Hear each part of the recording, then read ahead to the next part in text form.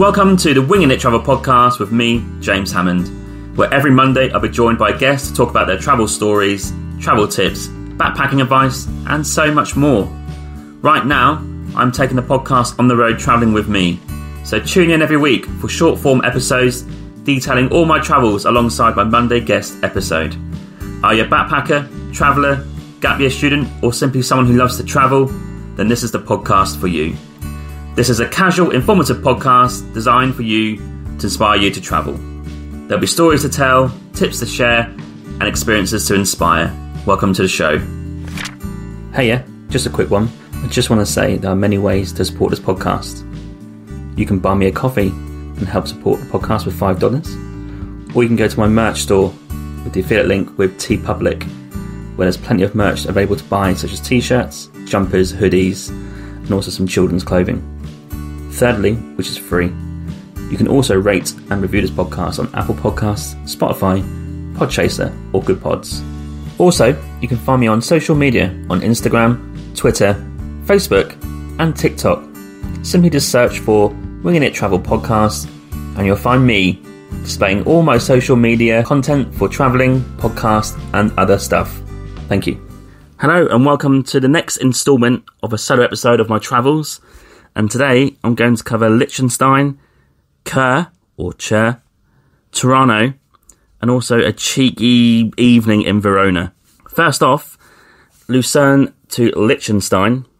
Checked out at a hostel and made our way to Liechtenstein, which was a train to Sargans and a bus into Liechtenstein. Another substantial breakfast was had, and we made our way out early by bus to the train station to catch the train. But this was the first time that any train we've experienced in Switzerland or anywhere was late. It's 20 minutes or 25 minutes late. So we had to slightly tweak our plans. So we kept on the train to Zurich. We were supposed to get off before, but kept on to Zurich. And we got on another train at Zurich to Chur. And that was pretty painless in the end, but just a slight twig in plans there. A top tip if you're doing some sort of train over the Alps, but you don't want to take all your stuff, in Sargans, you can utilise the locker system that costs 8 francs, and it's a pretty big locker. It got both of our big backpacks in there, and it's for 24 hours. So we popped them in there and headed to the bus, which is number 11, and that goes to Vaduz, and again that costs 8 francs each, one way. It does sit there waiting for you, so no need to get in a rush. Everything kind of seems to leave on time in Switzerland, never goes early or late, so you can kind of time it pretty well. We did do a bit of research on the bus price. We thought it'd be 4 francs each, but it wasn't, it was 8, so just bear that in mind. Anyway, we got off at Vaduz Post, which is a stop on the main road through Vaduz. There's only one road, the bus goes all the way down it, and you can kind of pick and choose your stop. But this stop is right in the middle of the town, and instantly you see the castle looming above you, which is actually closed at the minute for renovations, so visitors are not allowed to go, but of course you can look at it from afar. That is where the royalty lives. Looks pretty decent at the top of there. Must have some great views. First stop on this whistle-stop tour of Liechtenstein, we popped to the River Rhine, which was, 15-20 minute walk, and got a bridge called Alte Rheinbrücke, which basically means the old bridge over the Rhine, and this straddles between Switzerland and Liechtenstein. It's pretty cool. There's a good sign there. Take a picture. All the sort of written stuff about the bridge and the area I think is in German only, so unless you are pretty decent at reading that German, not sure what the history is of that, but then there's always Google, I suppose. Took some photos, walked between Switzerland and Liechtenstein, then we walked along the river towards the Rheinpark Stadium, which is the home of the Liechtenstein national football team. They're pretty trash, but still a national stadium to go and see. But you can't go in it, unfortunately. It's pretty closed off. And we head straight back into Vaduz and to the main road. It's fairly easy to navigate around Liechtenstein so far. We ticked off some classic sites in Liechtenstein, such as, please forgive me for my German pronunciation, Landesverwaltung, which is the government building, Cathedral St. Florin, the main cathedral, the Post Museum, didn't go in it, just walked around it, quite cool to take a photo of, and then we made our way to a cafe called 44 Cafe im Hof. I think my translation might mean 44 Caf in-house, could be wrong, for a trendy coffee to record an episode on my other podcast and of course have a coffee. Now the server in there was not looking too good, a bit stressed out, I think she's in tears, not really sure why, but it looks like she was on her own, and it's actually quite busy with people coming in from working on lunch breaks and just visitors like us coming in as well. And she managed to keep up eventually in the end, but it wasn't nice to see. So not to add more stress, we just got a coffee that would cost around 4 francs / euros each. After that, we headed to a very expensive bagel place called American Bagel and Coffee, and we just kind of craved a bit of a bagel, to be fair. Had one of those, and I think it came to something like 24, 25 francs for 2 bagels and a Coke each. It tasted good, but a little bit expensive. You've got to bear in mind, Liechtenstein, Switzerland is going to be expensive for those type of things. But we did make our way to, it's called the Landes Museum, which is the National Museum, and that was actually decent value for 10 francs or euros, and it had some cool stuff about the country in there, the royal family, the history, and also there was something I loved in there, which was an exhibition on the World Cup, which is quite impressive actually, upstairs in that National Museum. By the end of the day, we were knackered, saw a new country, headed back to Sargans on the bus, and we actually bad boyed the bus this time because no one checks your tickets, so we got on the bus, and obviously that was free, so it was kind of €8 each there and back. That's kind of what we expected to pay. Got away with it. Picked the bags up at the locker, so that works pretty smoothly, and got our train to Chur, which is the stop where our Bernina Express started the next morning, and it's like a little town by the Alps. Pretty cool. We didn't really do much here. We checked into a hotel called Dry Kronig. Very, very decent place to stay. It's got an amazing room that we had. We even had our own little bathroom inside of it. So it's pretty decent too. And that's around €100 a night. It was a nice little treat in the evening. We had dinner at the Wok and Momo's place, which basically sells momos and veggie Nepalese Tibetan stuff. Definitely worth it if you want a break from Swiss / German / Central European food. Day 10. So we were up early to catch the Bernina Express at 8:30am, and essentially what this was is something that we booked quite a while ago, late last year for Emma's birthday, which was this day, and it's going to go from Chur to Tirano in Italy. It'll take about 4 hours, and it weaves in and out of the Alps. If you put in Google right now, Alps train Bernina Express, you'll see some great photos there. That is exactly what we saw, because the weather was incredible. No rain, barely any cloud, start to finish, view after view, snow-capped mountains, some lush green bits as well, and we stopped at the sort of near the top, but not quite at the top end of it, because it goes around 2,500 metres high and stops at Ponte Trino and stuff like that. It actually stops for a break for 20-25 minutes at Alps Grum, which is hanging around the 2,050 metre mark. And we got off the train, snow everywhere, got some amazing pictures, and it's just pretty incredible. You would have to book in advance, because even this train in early March, which I wouldn't say is high season, was fully booked out from what I could see. Maybe a few seats available, but I would make sure you get in there early to get a window seat, because obviously you're going to get some great photos on the train, and it's kind of a panoramic train, so you can get videos and photos all the way around. Loads of stuff. If you want to see more of that day, check out my social media. I put a lot of videos and photos of that on there. Around 1 to 1:15pm, we arrived into Tirano and went for a coffee at Margi Bar, and we're back to normal European coffee prices at €1.50. Good to be back. And Emma had a huge margarita pizza for $3.50. Unbelievable value. It's right by the train station if you need something quick there. And as we reflected on the train that we just took, I think the highlight of it for me was at the end, which went through a viaduct, and it goes so slowly that when you take a video, which you'll see on my social media, it looks like you're going in slow motion. Real incredible views, and just fantastic way to kind of finish a trip. And then after that, it sort of goes down, right down into Tirano and down to these like mountain villages. So that was quite nice to end the trip on, and reflected on that with a coffee at Margi's. Tirano was actually quite busy with tourists, kids and stuff, and we checked in at Marizzi Bar, because that's where our check-in was for our accommodation, which was called the Bernina Express Eco Rooms. And again, this was luxury when we got in there. Fantastic bathroom, fantastic bed, great views as well of the mountains, and it's exactly what we wanted for Emma's birthday. The Marizzi Bar looks quite trendy. We did not have any food in there, but the coffee, again, was only a couple of euros, but the actual location of itself looks pretty decent. And I can confirm that because the actual breakfast each morning was in that bar.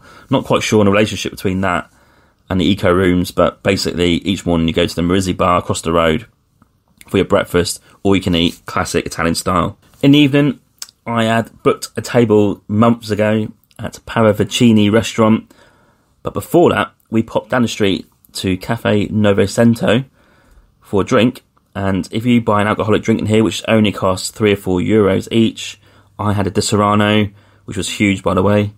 I had some Prosecco and stuff like that. You get some classic tapas style stuff with it, so olives, bit of salsa, bread and crisps. Mine was so large I had to order an emergency Americano because I thought I was going to be absolutely K-lied on the floor. After that, walked to the restaurant and had some trendy pasta and tiramisu. The portions were not huge. It's got a more of a classic fine dining feel to it, but the location was brilliant because we're downstairs. I think they put the tourists downstairs by the wine cellar. Had some wine as well, house wine. For me, it all tastes the same, but that was doable.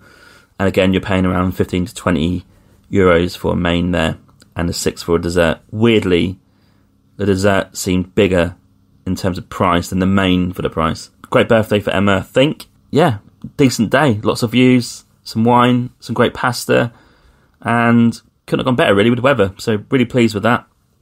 Next day in Tirano was more of a chill day. We wanted an extra day there. And nothing really planned on this day, just to do some admin, not sleep in, but be chilled about the breakfast and see Tirano. It's a pretty small place, but we got up, had a breakfast, back for some admin, some reading, and then walked out to see the town. I was kind of reading a few books. Stolen Focus by Johan Hari was a good one that morning, and also getting some episodes out for the podcast. We went to the Old Town, and it was just actually quite a nice warm day. Sort of t-shirt weather, I'm going to go with that, quite mild. The Old Town is so nice, the old classic Italian buildings. Kind of wandered around aimlessly around the river. There's a river that goes through Tirano. Views at both ends are incredible, and we got some photos of that. And then we stopped off for a trendy little coffee at a local bar called Bar 2 Glicine. Probably pronounced that wrong. It's right by the river, and it seems like locals go in there. There's a few of us tourists hanging about outside. Very cheap, $1.50. Loved that. After that, had a spot of lunch at a place called Del Angelo, which is at the bottom of our accommodation. Worth doing, like some classic pasta dishes in there for €5-6. Panini / sandwiches in there too. They cover all bases, so that's worth doing if you want a quick snack. Rest of the day, just had a bit of a chill really, and then went for pizza in the evening at Leti, which is a classic wood-fired pizza place. Definitely worth going to. Hanging around €9 to €10 a pizza, and they're huge as well. So that was great. Next morning was a travel day. We're heading to Verona, and it wasn't going to be a quick journey. This is a fairly arduous journey. Buses in there, a few trains. But we got up, had the breakfast at Marizzi Bar again across the road. This breakfast, by the way, is all you can eat, pretty much. Meat, cheese, bread, cereal, fruit, coffees, everything. I was kind of getting a bit annoyed with the sweet stuff at breakfast, but I still had it, obviously. But I was kind of craving a bit of eggs and beans. But what can you do? Starting off with a replacement bus from Tirano train station to Sondrio. Not very long, about 40 minutes. Then we had a bit of an hour wait to get our train to Milan, and then our second train to Verona, and then it was a bus to our accommodation. All in all, started at 7:40am and got to Verona by 2:30, then got to the accommodation by 3, and we checked in pretty much at €3:15 at Giardino's guest house, which costs €107 a night. Fantastic location, you've got to stay there. Great room, great breakfast. The service is incredible. The guy who was checking us in was giving us all the tips and tricks for Verona. Really appreciated that. And FYI, the bus from the train station to that place, the tickets cost €1.30 in Verona for 90 minutes. And that's kind of travel in the city, so that's definitely great value. Before we fully checked in, we had a nice trendy little coffee at a local cafe called Cafe Paganotto. Again, it seems very local. I don't think people will be looking for that cafe, but there's a few locals hanging around. And I managed to get my photo with an Italian sports newspaper as a nod to James Richardson and Football Italia in the 90s, if you remember that show. Rest of the day, Emma decided to rest because she wasn't feeling too great, but I headed out into the city and decided to wander the streets in the nice mild weather with no Google Maps and just wander and follow my nose. But I did manage to kind of see a few things accidentally, such as Piazza Erba, Dante's statue in Piazza dei Signori. I saw Basilica di Santa Anastasia. I also saw Basilica di San Zeno Maggiore. And to finish my little walk, I had a nice trendy little drink at Bar GG, which is definitely worth visiting. But in Verona, honestly, you can walk around and just go to any random street and there'll be a little bar or cafe at the end of it. What a place. The architecture is brilliant. There's a river running through it. There's great views from the top if you want to go outside of the main city limits. Really is a lot of stuff to see there. I'll cover some more of that in the next episode when we actually had a day there and talk more about Verona. But in the evening on this day, we went to a restaurant called Osteria Babacco Sass. This was actually on the recommendation of the guy who checked us in. Interesting local place. We had some pasta and Emma had polenta. I mean, the mains are coming in around 8 to 11, 12 euros. Not too bad. But the service is a bit chaotic. I don't think it's a fault of their own. They don't speak great English, so trying to get across what you're ordering is a bit tough sometimes, but we managed to get there. Not brilliant for vegetarians from what we could see. I had some great pasta with fish, actually. I really enjoyed that. Definitely worth doing. It's not right in the city centre. It's kind of right near our hotel, so it's that side of the river. Overall, hopefully there's enough content in there to really get you booking the Alps train. You've got to go and do that. I didn't talk about the price of the ticket, so we had a Eurostar pass, and that enables you to go on any train in Europe pretty much. But some tickets in Europe do cost money because you have to reserve a seat, and this is one of them. So the reserving of a seat that we paid was 35 euros each. I'm not sure how much the actual train ticket would cost to go on there as well. So definitely do some research into that. So the Bernina Express.